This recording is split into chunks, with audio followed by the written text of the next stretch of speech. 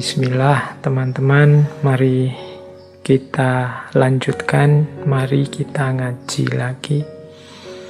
Malam hari ini tema yang akan kita bahas adalah tema berpikir kritis. Tema-tema semacam ini termasuk tema yang 1 bulan ini kita bahas tentang bertanya, tentang berdialog, tentang berdebat. Ini tema-tema yang rasanya kita sudah merasa ngerti, sudah merasa tahu. Tetapi setelah kita telusuri, kita kaji, ternyata kita banyak belum tahu juga. Ini berarti selama ini kita hanya merasa saja, merasa tahu padahal sebenarnya belum tahu. Mungkin dalam banyak hal kita ini kondisinya seperti ini. Padahal menurut Imam Ghazali, di antara kategori hubungan antara manusia dan pengetahuan, ada manusia yang paling bahaya yang harus kita tolak, yaitu orang yang merasa tahu padahal dia belum tahu. Kalau orang tidak tahu dan dia juga sadar tidak tahu, ini aman, tinggal diberitahu. Tapi kalau orang yang tidak tahu dan merasa tahu, ini orang yang bahaya. Padahal dalam banyak hal kadang-kadang kita bergaya seperti ini. Kita merasa sudah paham, ternyata belum paham. Kita merasa sudah tahu, ternyata wawasan kita masih sangat sedikit, masih sangat sempit. Oleh karena itu, semoga ngaji-ngaji semacam ini seandainya tidak meningkatkan kapasitas intelektual kita secara luar biasa, seandainya hanya menyadarkan saja kita bahwa ternyata kita itu banyak tidak tahunya daripada tahunya, ini menurut saya sudah alhamdulillah. Bahkan para filosof seperti Socrates dulu kan juga menyatakan sesungguhnya kebijaksanaan itu terletak pada kesadaran bahwa aku ini sebenarnya tidak tahu. Orang yang sadar bahwa dirinya tidak tahu, pastinya dia akan serius belajar, mengejar pengetahuan biar jadi tahu. Tapi orang yang tidak sadar bahwa dia tidak tahu, itu biasanya merasa dirinya sudah tahu, merasa dirinya sudah mampu, dirinya sudah pinter. Orang semacam ini justru orang yang mandek. Dalam Ihya itu, Imam Ghazali sempat menyitir qaulnya seorang ulama yang menyatakan bahwa ulama itu adalah orang yang masih semangat belajar. Tapi kalau orang yang disebut ulama ini sudah tidak mau belajar lagi, ya dia sudah berhenti jadi ulama. Ini sebenarnya nanti nyambungnya dengan situasi tadi, kesadaran tentang pengetahuan dan ketidaktahuan. Malam hari ini tema kita agak nyambung dengan hal itu, yaitu tema berpikir yang kritis. Di antara parameter berpikir kritis itu ya tentunya kita sadar apakah kita tahu ataukah kita tidak tahu. Tema hari ini sebenarnya tema kunci kalau dalam kajian filsafat. Ya karena filsafat itu lahir ketika orang siap, ketika orang mau dan bersedia untuk berpikir dengan serius, berpikir dengan kritis. Nah, saya dulu juga yang saya ingat sempat menulis buku yang judulnya Thinking Skill, kemampuan berpikir. Belum lama juga terbit yang judulnya tentang ihwal, sesat pikir dan cacat logika. Itu yang secara khusus membahas kapan pikiran kita itu salah dan keliru. Nah, malam hari ini tema kita masih dalam rumpun tema-tema tersebut. Baik, bismillah, langsung saja ya kita masuk ke materi. Harusnya tema berpikir kritis ini bisa jadi 1 bulan penuh full kita latihan step-stepnya.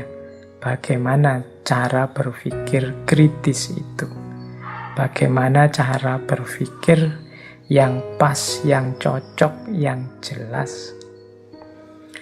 Jadi kalau ada yang tanya, Pak, maksudnya berpikir kritis itu apa sih? Berpikir kritis di situ bukan berarti selalu isinya kritik, nyalah-nyalahkan. Kesan kita kan begitu, kritis itu terus sama dengan kritik. Enggak.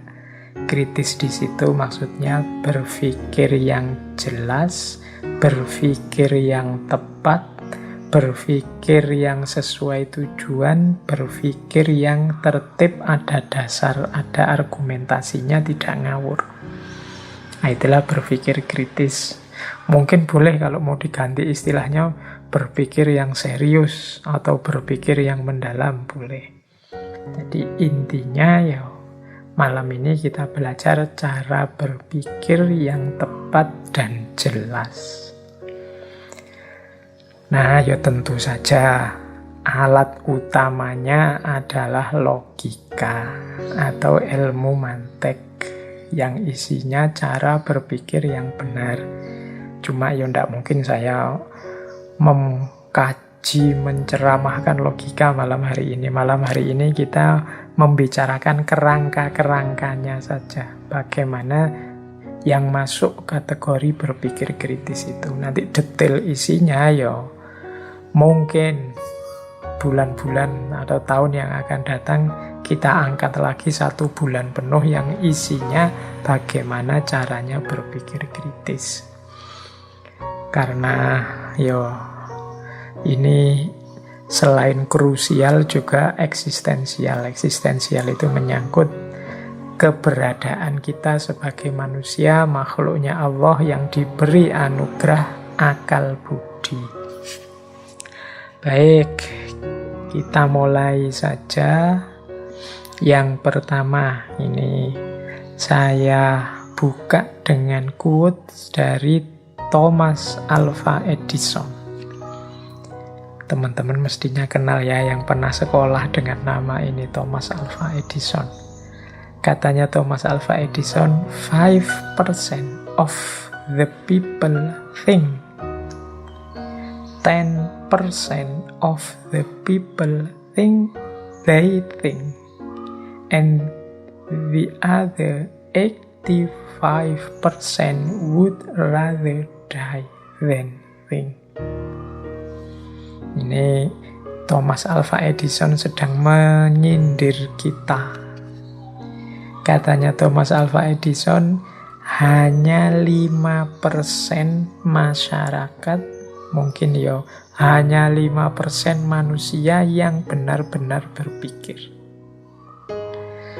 Dan ada 10% yang merasa sudah berpikir.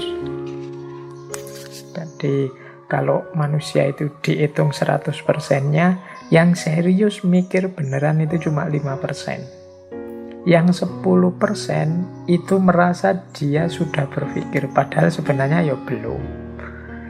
Tapi dia merasa sudah. Jadi seolah-olah sudah berpikir, padahal belum. Mungkin karena belum ngerti caranya berpikir yang benar, atau tidak ngerti bedanya sudah berpikir apa belum. Ini malam hari ini akan kita bahas. Dan yang 85% would rather die than think. Lebih memilih mati daripada berpikir. Ini maksudnya yang 80% itu tidak mau mikir, tidak mau capek-capek berpikir, tidak mau susah-susah, ruwet-ruwet mikir. Jadi ini jumlahnya ternyata besar, 85%. Oke, ini anggap saja quotes-nya Thomas Alva Edison ini provokasi kepada kita, dorongan kepada kita. Mari kita masuk ke grup yang 5% tadi. Hidup dengan landasan pikiran, akal budi, berpikir yang benar. Maka malam hari ini mari kita belajar berpikir kritis. Bagian dari berpikir kritis itu sebenarnya sudah kita bahas sejak minggu pertama. Ketika kita bertanya secara tepat, itu menunjukkan bahwa kita sudah mampu berpikir kritis. Kita bisa berdebat secara baik dan berdialog secara produktif, itu juga bagian dari kemampuan berpikir kritis. Nah, malam hari ini kita masuk ke tema utamanya, yaitu berpikir kritis itu sendiri.